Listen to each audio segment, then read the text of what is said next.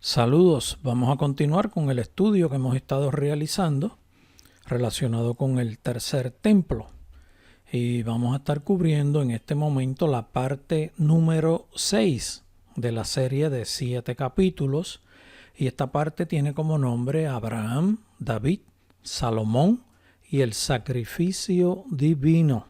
Hemos cubierto ya Abraham en Moriat, Moisés y la ley, David conquista a Jerusalén, David, Salomón y el templo, y el primer templo y el segundo templo. Vamos a comenzar con el estudio de Abraham. Es más bien un resumen lo que vamos a estar haciendo. Recuerden, Abraham fue comisionado por Dios para que fuera al monte Moriat a ofrecer a Isaac, su hijo, y obedeció. Iban caminando hacia Moriat, él preparó allí un altar y colocó a Isaac sobre la leña puesta sobre el altar para ofrecerlo en sacrificio. Estaba dispuesto a hacerlo de corazón, lo había hecho, o sea, lo hizo de corazón. El ángel le detiene en un momento dado cuando ve que estaba dispuesto a bajar ese brazo con el cuchillo y a ofrecer a su hijo, que estaba ahí sobre el altar que él preparó. En ese momento el ángel le detiene y luego de que es detenido, él está consciente de que había obedecido, se voltea y Dios tenía preparado un cordero enredado en sus cuernos en un arbusto en ese mismo lugar. Luego de eso ofrecen al animal en sacrificio y aquí lo ven ustedes los más contentos. Recuerden que habíamos enseñado que fue en este lugar donde Abraham ofreció a su hijo como sacrificio. Y ofreció, y decimos que ofreció porque de corazón estuvo dispuesto y se lo propuso. Lo que faltaba era que ese brazo bajara, pero se lo frenaron. Este es el pico, el segundo más alto del monte Moriat, que está identificado con estas líneas, las partes altas del monte Moriat, cruzando la antigua ciudad de Jerusalén. Este es el segundo pico más alto y este es el pico más alto del monte Moriat. Y aquí está el Gólgota. Tenemos ubicado el lugar donde Abraham ofreció a Isaac como sacrificio, en donde eventualmente se construye el templo. Ese es el segundo pico más alto. Y aquí, el pico más alto, que es donde está ubicado la calavera, el Gólgota, donde crucificaron a nuestro Señor Jesucristo, en donde crucificaron al judío mesiánico. Suena bien eso, ¿verdad? Al judío mesiánico, porque Jesús fue judío. Vamos a estudiar ahora un repaso más bien de David. David conquista el territorio que estaba ocupado por los jebuseos. Entra por unos canales y logra entrar dentro de la ciudad. De esa forma es que la conquista. Eventualmente, una vez ya él está ubicado en ese lugar y tiene su palacio construido, ocurrieron unos eventos en donde Dios empezó a hacer unos juicios y él, buscando soluciones, es llevado a acercarse a este lugar, que este lugar es el segundo pico más alto en el monte Moriat, y aquí termina comprando estas tierras, todas, comprándolas para ofrecer un altar, para ofrecerle sacrificio a Jehová, donde mismo Abraham había ofrecido en sacrificio a Isaac. Es el mismo lugar donde él construyó un altar para ofrecer sacrificios a Jehová. Este es el lugar. En este lugar es donde está la ciudad de David, este palacio. Cuando él venía subiendo, se encontró con Olán, Jebuseo, y llegan al acuerdo de que David compraría todo este territorio, en donde hubo una aparición de un ángel que intervino en ese evento. O sea, Dios directamente trabajó con la gestión de que David comprara ese terreno. El dueño de ese territorio es el pueblo de Israel desde que David lo compró.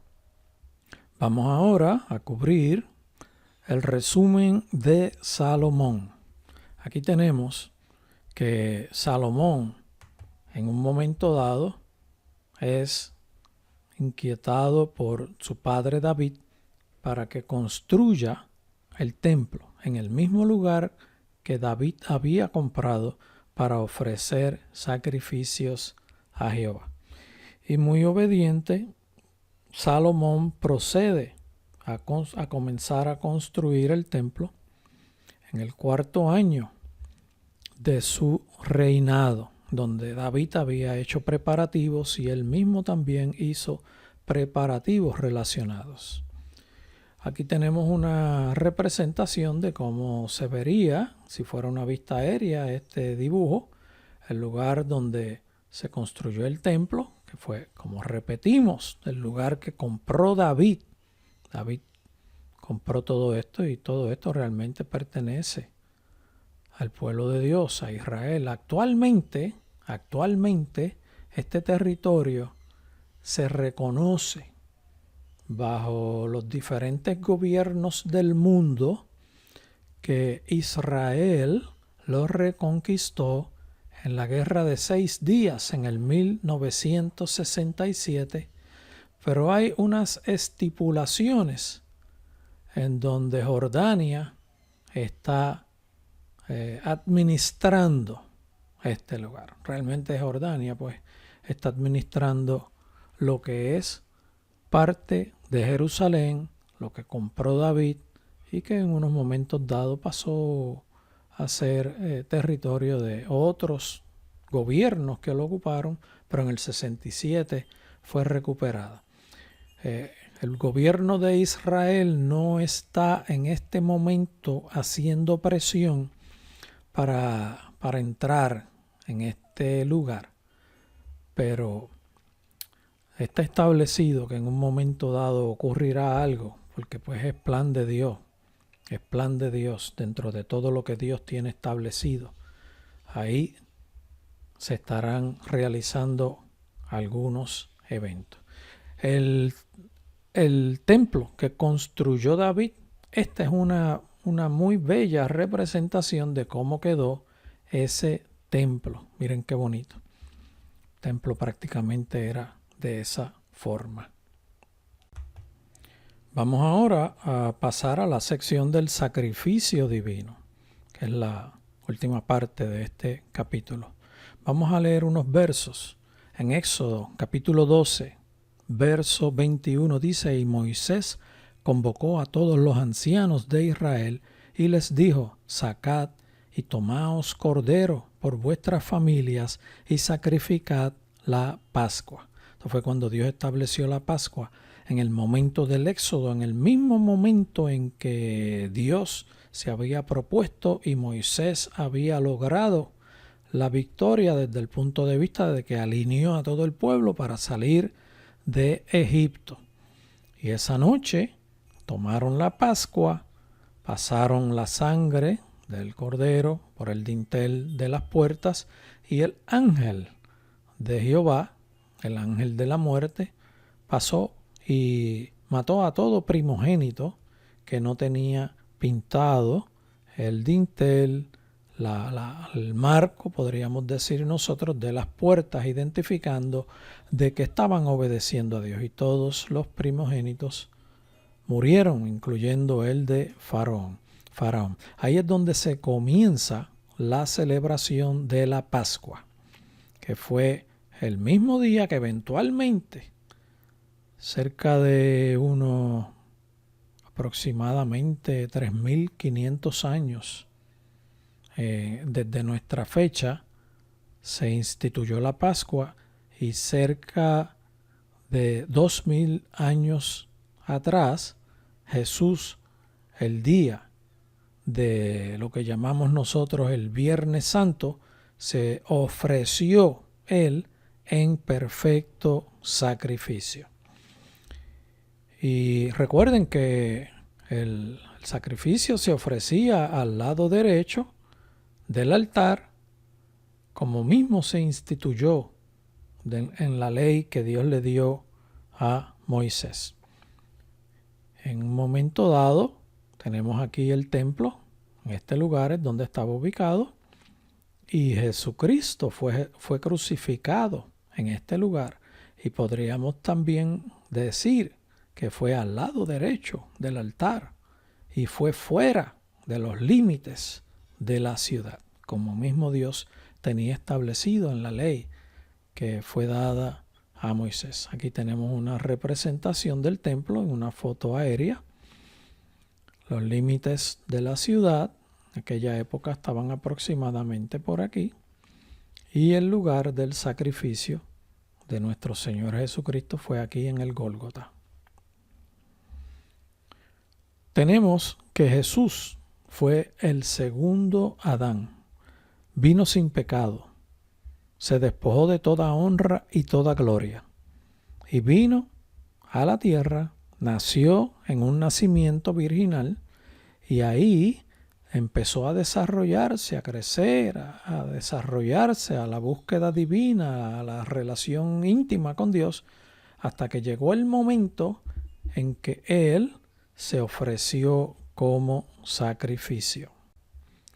¿Y en dónde se ofreció como sacrificio? Bueno, lo llevaron, porque Él entregó su vida, Él dio su vida como perfecto sacrificio, y fue llevado al lugar de la Gólgota, del Gólgota, que es este lugar de aquí, todo este territorio, y fue crucificado exactamente en este lugar.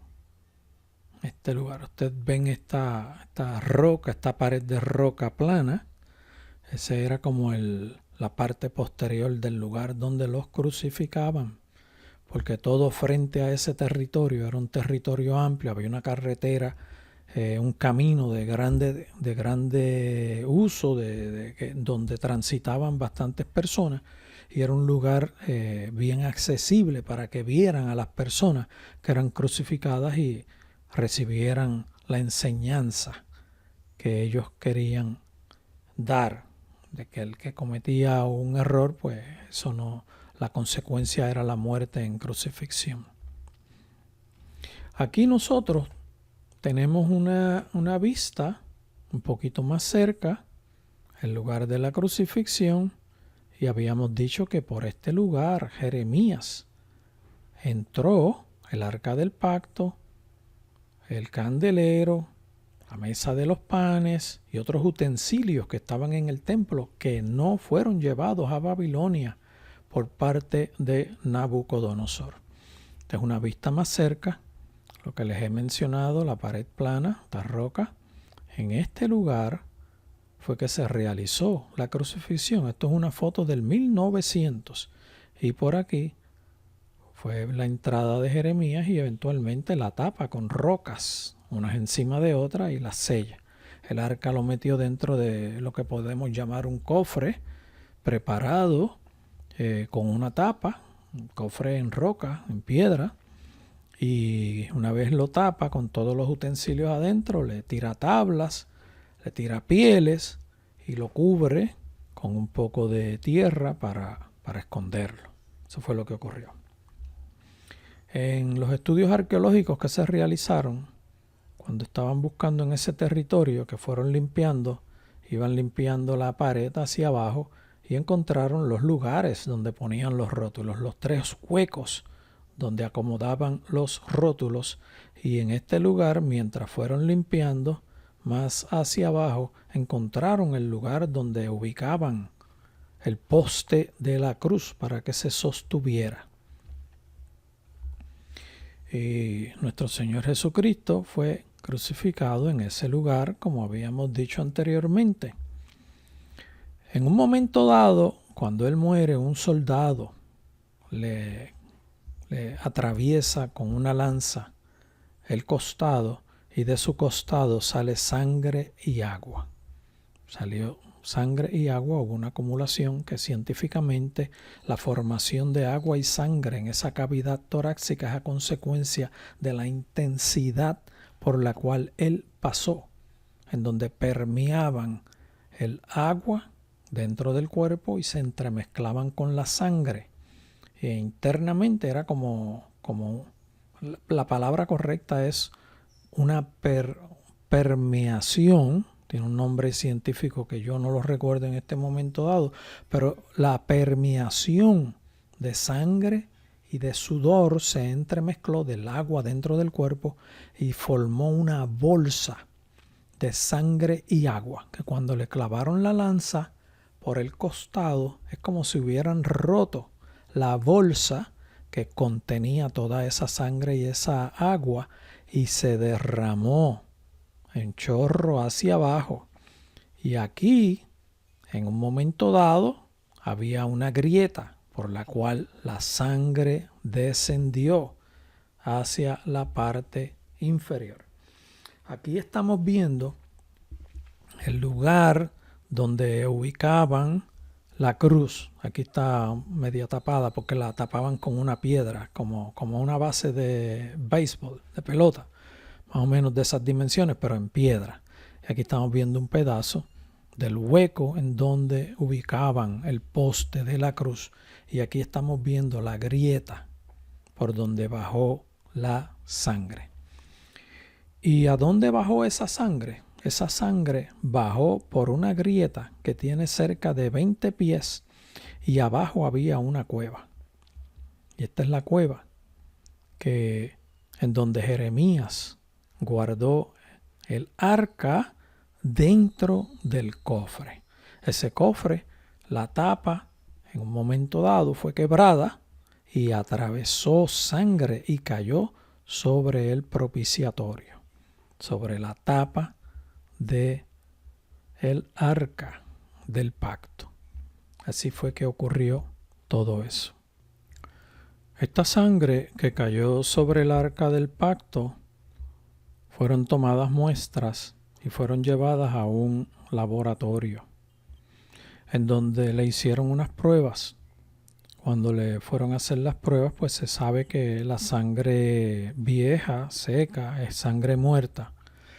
Y no le querían hacer las pruebas, pero se solicitó que le hicieran las pruebas y eventualmente se encontró que la sangre tenía 24 cromosomas, 23 cromosomas de su madre y uno de arriba, un cromosoma que vino enviado de forma milagrosa por Dios para el nacimiento virginal. Cuando muere, Jesús es llevado al sepulcro que era de José de Arimatea, y se conoce que esa región en donde estaba el sepulcro de José de Arimatea era un territorio que habían establecido los ricos, gente bien adinerada de la ciudad de Jerusalén, y habían comprado varios lugares ahí para hacer sus propios sepulcros. Este sepulcro no había sido usado nunca y fue puesto dentro del sepulcro. La roca era grande, esta roca tenía cerca de 11 pies de diámetro y fue ubicada. Todavía aquí hay incrustado una barra de hierro que se cree que era de donde se soportaba el amarre para trancar la puerta, que era una rueda que se rodaba de izquierda a derecha, donde tenía un bloque aquí que terminaba y no permitía que siguiera pasando, y ahí era que lo sellaban.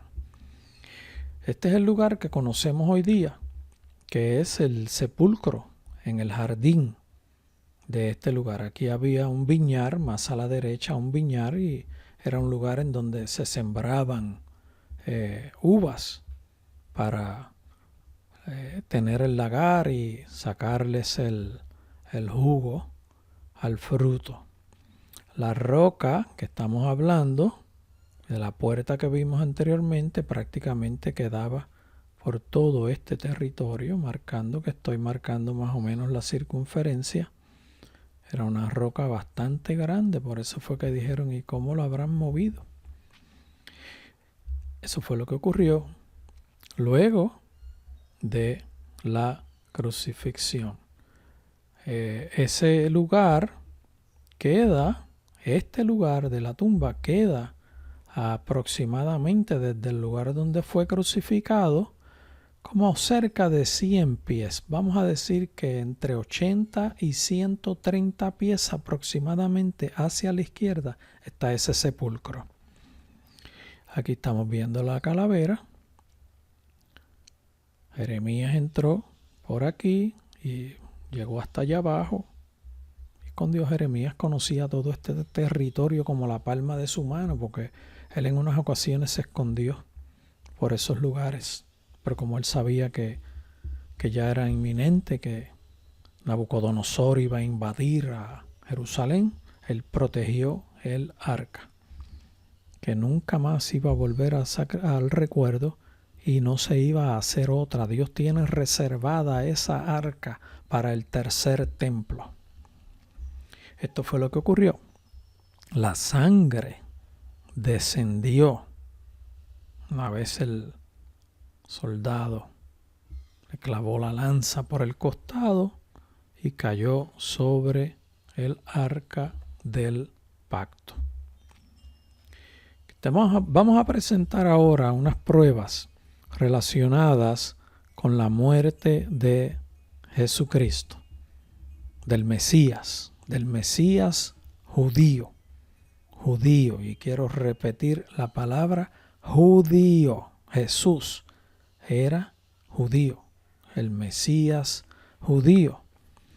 Y aquí quiero mencionar parte de lo que es el Jesús histórico, que es bueno porque algunas personas necesitan de demostración, de fundamento, de explicación, de convicción, de pruebas, porque se dejan regir por el Jesús histórico. Así que vamos a comenzar a hablar del manto de Turín, que se encuentra en Turín, Italia, la región norte.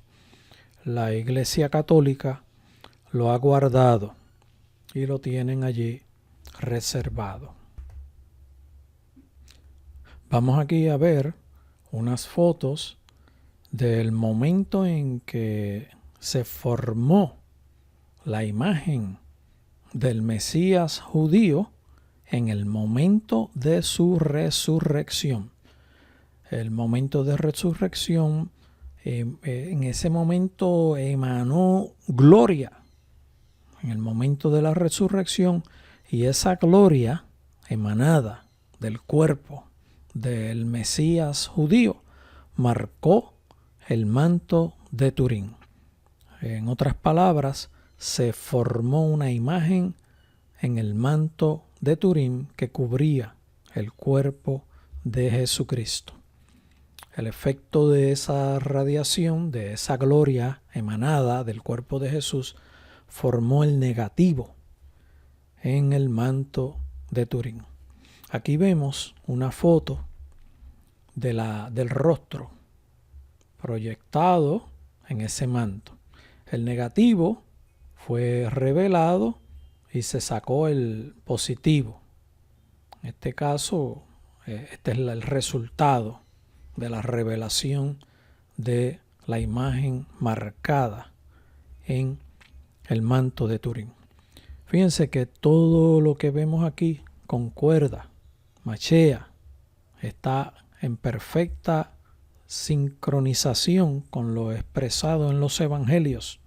Y los que escribieron los evangelios no sabían todos estos detalles, que esto es prueba de que este Mesías judío es el que está registrado en el manto de Turín, el que fue crucificado y el que fue puesto en la tumba de José de Arimatea. Fíjense en este ojo hinchado. Yo siempre he pensado que fue un zurdo, un soldado zurdo, que le metió un izquierdazo y le hinchó el ojo. Miren su nariz, que tiene una pequeña desviación en la parte de arriba, hinchado. Miren las manchas de sangre, los puntos blancos, son manchas de sangre en el pelo, a consecuencia de la corona de espinas que le pusieron. Aquí vemos la misma imagen con un poquito más de contrarrestando los colores y podemos apreciar un poquito mejor ese ojo hinchado. Y sangre que rodó por su pelo. Estas manchas blancuzcas es el efecto de la sangre. Sale así en la imagen que se reveló. Aquí tenemos una foto en donde se tomó esa misma foto que habíamos visto anteriormente, se puso en una computadora y se le procesó para rectificar el rostro y darle un poco de color. Y es la misma imagen. Ven el ojo hinchado. No está igual que este. Este está distinto, incluso esta área del ojo está distinta a esta. Esta área está hinchada.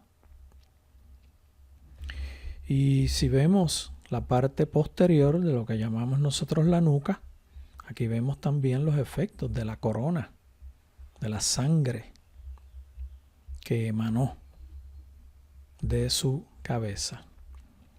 Aquí tenemos la misma proyección del área de su cabeza en la parte posterior y su espalda. Aquí vemos marcas de los latigazos que le dieron.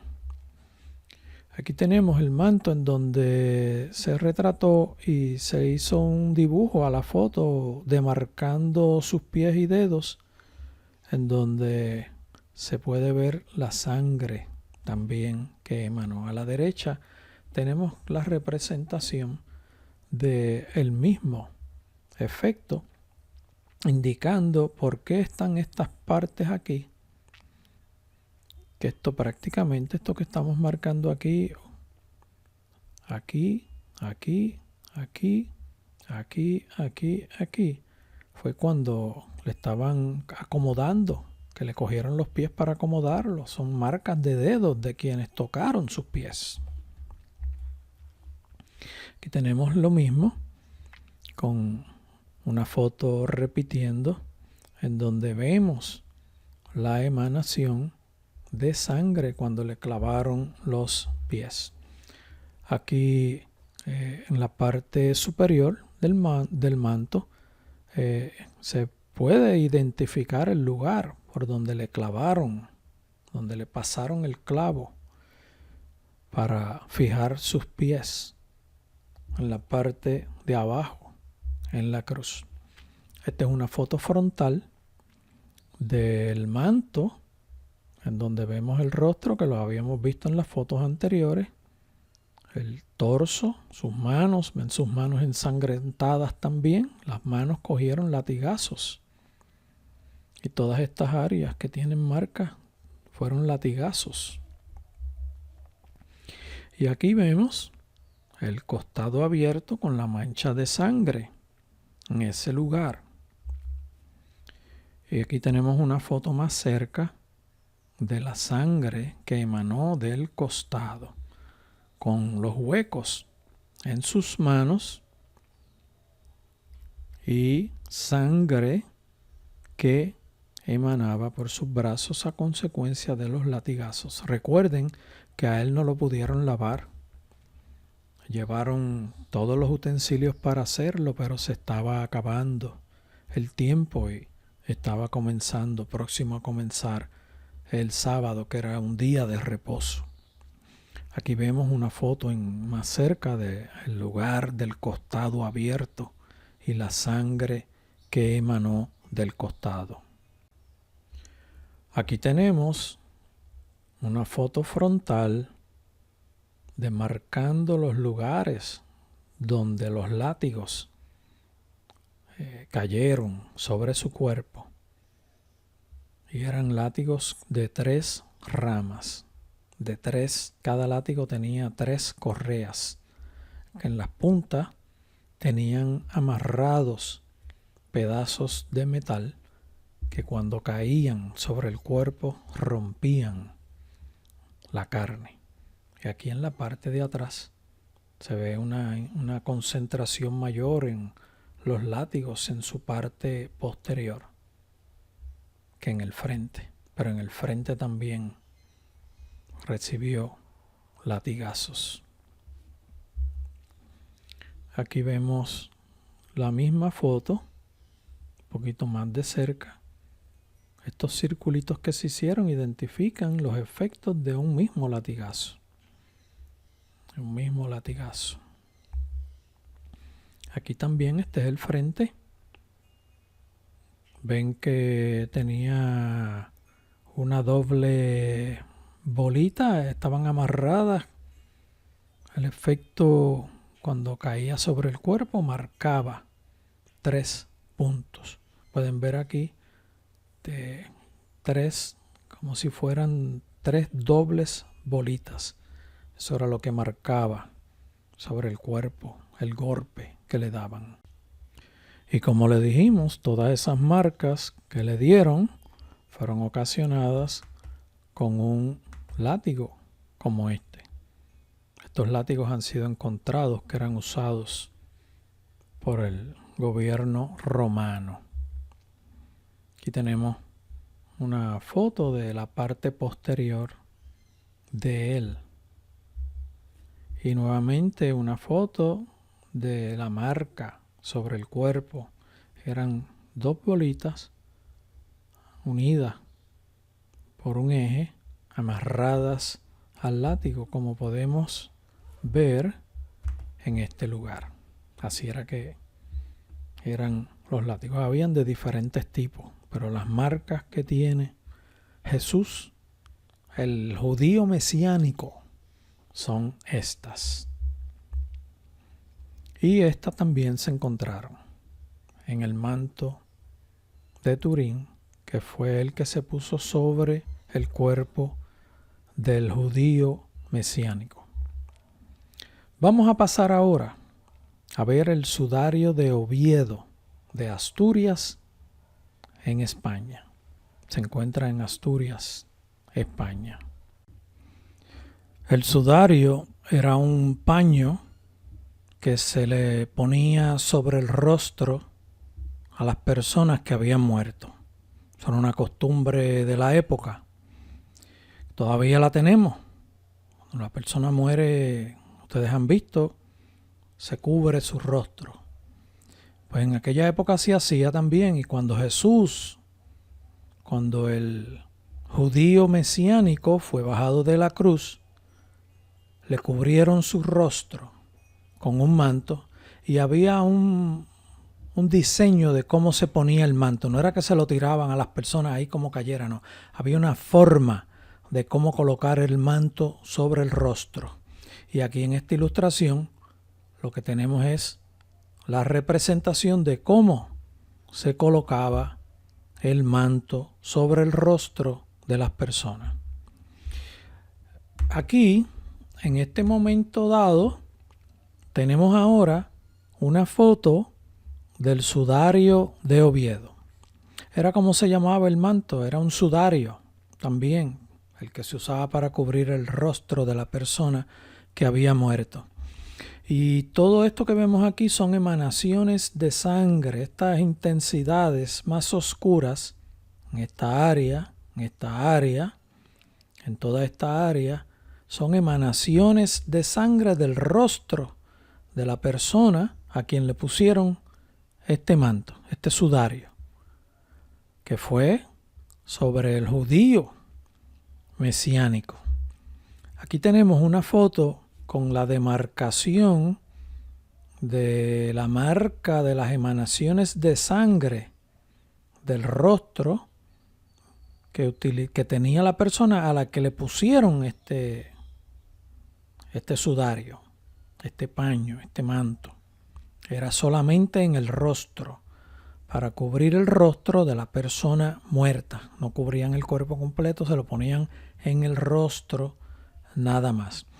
Y todos estos puntos de emanación de sangre, todos estos puntos y todas estas regiones de emanación de sangre, por todos estos lugares que estamos viendo, cuando este sudario se comparó con el manto de Turín, con la región del rostro, todas estas concentraciones de emanaciones de sangre, todas son equidistantes con el manto de Turín. Todas, perfectamente todas. Con esto, lo que tenemos es la representación. Aquí hay una ayuda de un rostro, ¿verdad? De la persona a quien le pusieron este sudario y las concentraciones de sangre. Aquí lo que podemos ver es cómo se marcó. Si proyectamos este paño sobre este rostro y le damos una vuelta de 180 grados, las marcas que estamos viendo aquí caen aquí. Y los puntos de emanación mayor de sangre en el manto de Turín machean perfectamente, todas equidistantes en ambos mantos, en el sudario de Oviedo y en el manto de Turín. ¿Qué tenemos con esto? Aquí vimos que la sangre encontrada en el lugar de la crucifixión, que descendió por la grieta y cayó sobre el propiciatorio, sobre el arca del pacto, el análisis que se le hizo arrojó 23 cromosomas de la madre y uno de arriba para definir el sexo. Esas son pruebas científicas fehacientes de el Jesús histórico, porque es bueno también hablarle a los que analizan las cosas de forma histórica. Así que estamos ayudando a pensar a estas personas. La sangre en la prueba de laboratorio, 24 cromosomas. No 46 como todos nosotros, 24. 23 de la madre y uno de arriba definiendo el sexo. Número 2. Tenemos que al momento de resurrección se marcó el manto de Turín con la gloria que emanó en ese momento glorioso de resurrección. Se proyectó y formó lo que podemos llamar una foto sobre el manto de Turín, que había sido puesto cubriendo la parte de abajo y dando la vuelta a cubrir la parte de arriba. No pudieron prepararlo, ni embalsamarlo, ni hacer los rituales que hacían en aquella época porque el tiempo se les acabó y ya llegaba el comienzo del sábado. Así que ellos fueron las que trabajaron con él, le hicieron los preparativos mínimos, sin pasarle paños por encima de su cuerpo, sin regar la sangre, y a consecuencia de que el tiempo se les estaba acabando, pusieron el paño, colocaron a Jesús sobre la mitad del paño y el resto del paño lo voltearon por encima de su cabeza y cubrieron hasta sus pies. Esa emanación de gloria que tiene la proyección y la imagen, que va en intensidad penetrando a través de la tela de ese manto, es imposible que sea pintado, porque un pincel no entra con intensidad como entró la imagen sobre ese manto, que tenía en su superficie una mayor intensidad y iba perdiendo intensidad de imagen mientras se proyectaba hacia adentro del tejido. Pues ese manto de Turín machea perfectamente con el sudario de Oviedo. Y los que escribieron el Nuevo Testamento no sabían nada de esto. O sea que aquí tenemos la sangre con 24 cromosomas. Tenemos el manto de Turín. Tenemos el sudario de Oviedo machando perfectamente con el manto de Turín. Y todo concuerda a que esto se trata del judío mesiánico. Así que amamos mucho a todos los judíos. Amamos mucho al pueblo de Israel y pedimos que Dios bendiga el pueblo de Israel. Padre, cuida a tu pueblo. Dale paz a tu pueblo. Dale la victoria a tu pueblo. Que sabemos que tú estás bien cerca con ellos, trabajando con tu plan de los últimos días.